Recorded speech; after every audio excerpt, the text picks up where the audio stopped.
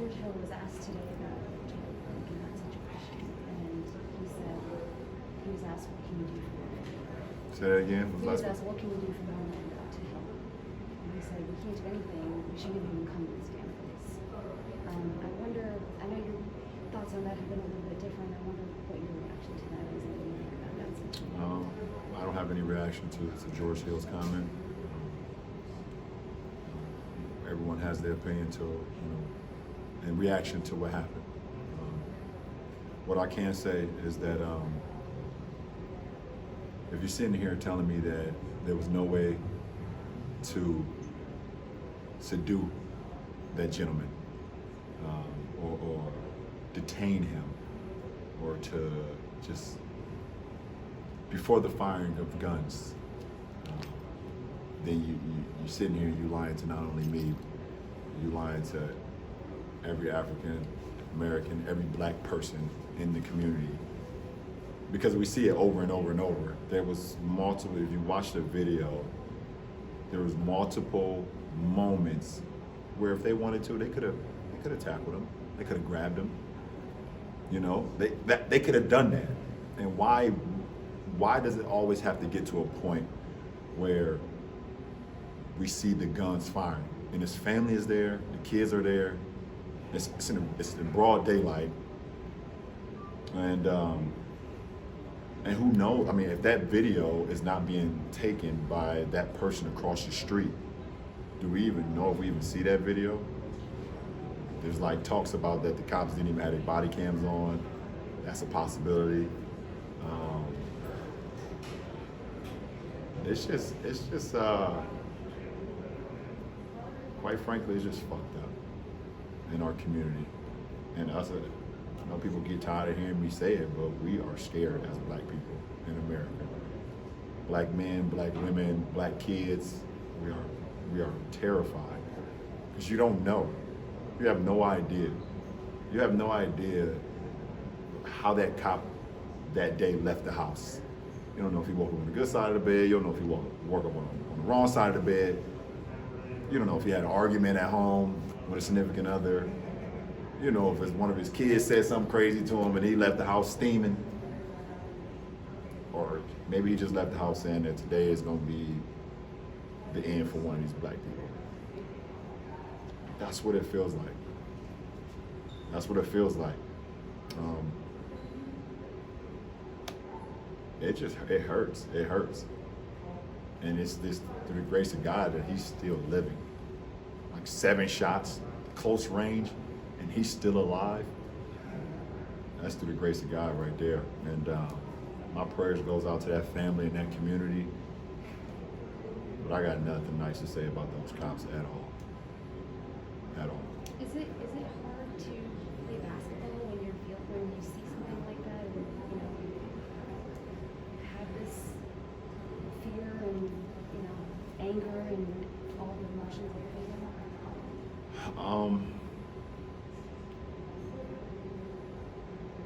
I had so many emotions today because today is for our organization. It's a big moment for our organization. Today is Kobe Bryant Day. We're supposed to be celebrating and rejoicing and remembering everything he's ever done, not only on the floor but off the floor, of uplifting the game of basketball. And at the same time, I see the video today for the first time, and my emotions is all over the place. And I still have a job to do because I'm here, because I committed. And when I commit to something, I feel like I have to come through on it. That's just who I am. But it does not mean that I don't see what's going on and I won't say anything or continue to use my platform and continue to use my voice and continue to uplift all the other athletes, that let them know that they can say and do what's right and not fear what other people's opinions are.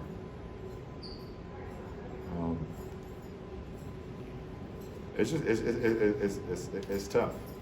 It's tough, and we want change. As a community, we really want change, and it doesn't not only just end in November, but it starts there.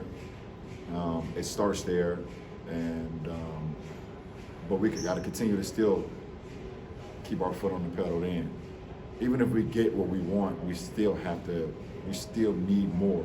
What are we getting? Because right now, of what's going on is just not okay. And but I hope I can continue to uplift my community, uplift communities all over America, uplift the black community.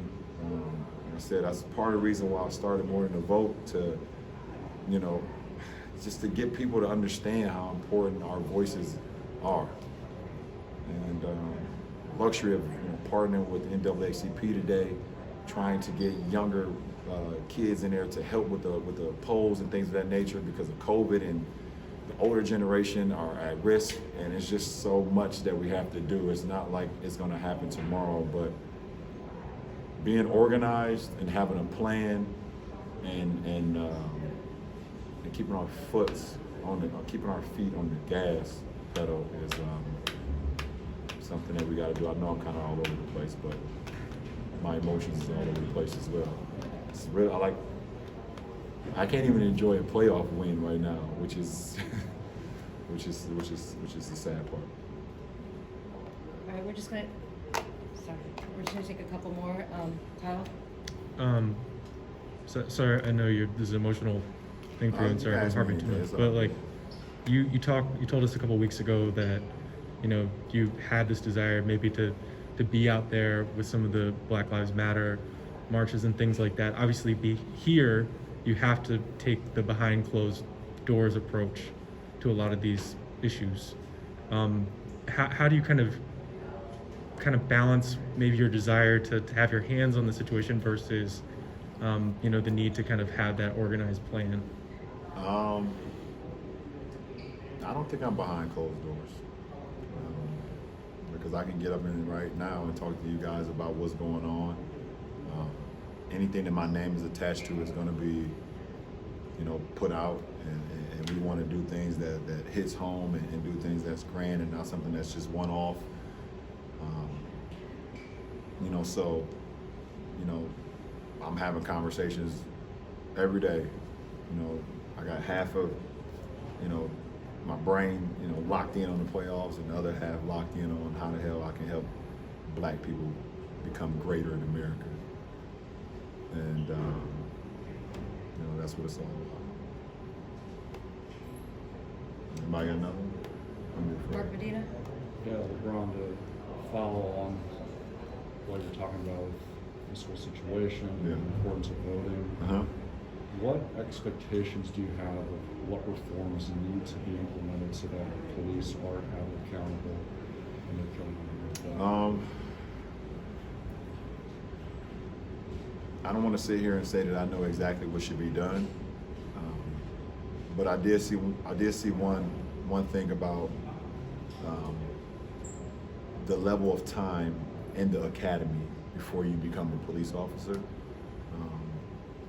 I think it was like, I don't know, I don't want to mess it up, but I know it wasn't that long till you go in an academy, and then becoming a police officer. We got kids that's going to college 3 or 4 years, maybe 6 years, to get, their masters, if or they even have to, go again, and they still don't even get the opportunity at the workspace or the job that they actually want to get. But we have people who are going into the academy who's becoming police officers in a year or 2 or whatever. You guys can look it up and then tell me. So I don't want to get it wrong, but and I think firearms are a huge issue in America. I don't know how you clean that up. I'm not saying that I got all the answers, but guns are a huge issue in America. They're not used for just hunting, that a lot of people do for sport. We right now, for black people right now, we are hunting, we think it's you hunting us. Unfortunately, there's just too many killings going on, and not only from the cops, but we also have our own thing that we got to deal with, that we got to get better as well. The black on black crime, we got to get better at that as well. But what we continue to see from the people that's supposed to serve and protect, when I was in elementary and they used to come, you know, to the elementary, and they used to talk about how they, you know, were great to give us T-shirts. You know, the crime dog used to come to the Dare, yeah. They used to come give us T-shirts. We was like happy to see him. I even had a couple, you know, cops that I, you know, growing up that I was like happy to see every now and then. But you always had like in the back of your head, you was like, just got to be careful. You always got to stay on your toes because you just don't know. You just don't know. I seen a video a few months ago. Was it a few months ago or maybe a couple months ago? A police officer rolled past and a kid was in his parking lot shooting basketball. Y'all seen that one? Yep. And as soon as the damn cop was about to ride by, the kid walked behind his dad's truck and waited for the cop to go by. That shit's sad. No kid should have to feel that threatened that he has to hide at his own house. That is sad. But I know what he's going through because I seen the cop going, we hid behind the brick wall and waited for it to roll out. And if we seen the cop lights come on, we ran. Even if we didn't do nothing wrong. Because we just scared.